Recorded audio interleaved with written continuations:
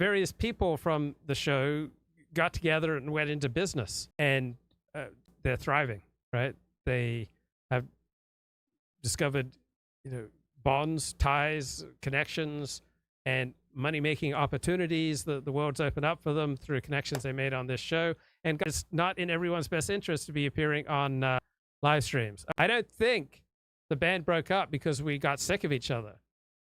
The band broke up because it just wasn't in people's interest to participate in live streams. Also, the band broke up when YouTube just cracked down on what you could say. So when the band got together, you had this much freedom of expression on YouTube.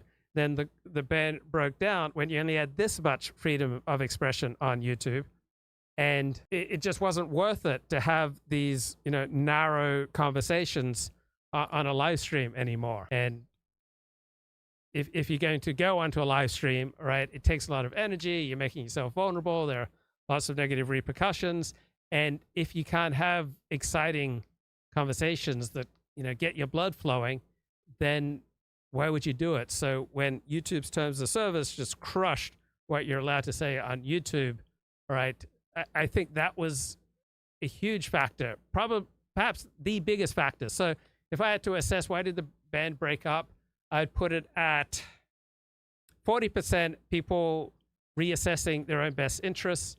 I'd put it at 40% YouTube restricting its terms of service, and then maybe 10% bringing on Kevin Michael Grace on a daily basis.